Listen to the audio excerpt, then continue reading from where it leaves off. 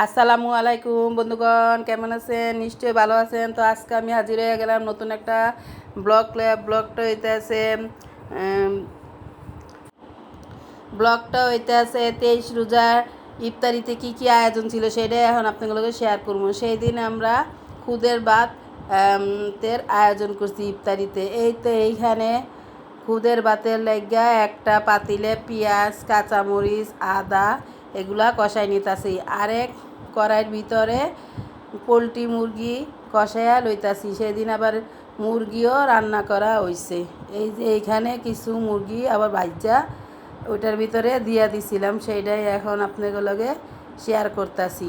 অনেক দিন ধরে এটা সেটা খাওয়া হইতাছে, তো কইতাছি আমি ছেলেগোর সাথে যে এখন একটু খুদের ভাত খাইতে। ওরা আবার খুদের ভাত খুব পছন্দ করে, কলে তাইলে আজকে 23 রোজা চলতেছে, তুমি একটু খুদের ভাত রান্না করো। এই তো এইখানে কালিজিরা ভর্তাটা বাইটটা লইতাছি, দেখতেই তো পাইতাছেন। এই ভর্তার ভিতরে পেঁয়াজ, কাঁচামরিচ, রসুন এইগুলা হালকা একটু তেল দিয়া ভাইজা, কালিজিরা হালকা তেল দা ভাইজা এটার সাথে মিক্স করে বাইটটা লইতাছি।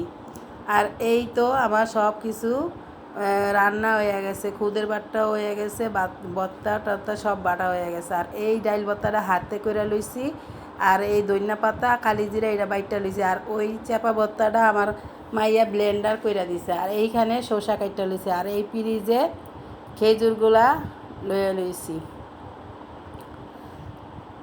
এই তো এইখানে সব কিছু একসাথ করে সাজাইয়া লইছি। আর এই তো গ্লাসে কইরা ট্যাং গুলাই লইছিলাম, সেইটাই ডাইলা রাখছি সবার লাগা। অনেক দিন ধরেই মনে চাইতেছে যে এটা সেটা খাই, কিন্তু ছেলে লাগে পারি না। ছেলেরা একটু মুড়ি, ভর্তা টর্তা, একটু পেঁয়াজু বেগুনি এটি খাওয়ার পাগল, তাই অগর অনেক দিন পর্যন্ত ওইগুলা খাওয়াইছি। এখন এক এক করে এই খুদের ভাত এটা সেটা করতাছি। এই তো আমার দারোয়ানের লাগে আমি খুদের ভাতটা বাইরা দিতাছি, দেখতেই তো পাইতাছেন। দর্শক, আমার এই ভিডিওটা যদি আপনাকে ভালো লাগিয়া থাকে তাইলে একটা লাইক দিয়া দেখা শুরু করবেন এবং একটা কমেন্টস করে জানাইবেন 23 রোজার ইফতারিতে খুদের ভাতটা কেমন ছিল, ও একটা শেয়ার করে দিবেন। আর সাবস্ক্রাইব করতে ভুলবেন না। আপনাকে শেয়ার, সাবস্ক্রাইব, কমেন্টস আমারে অনেক দূরে আগায়া নিয়ে যাইতে পারে। এই তো এক এক কইরা আমি আমার দারোয়ানের লাগে খুদের ভাতের সাইড দিয়ে সব পদের ভর্তা সাজায়া দিতাছি, দেখতেই তো পাইতাছেন।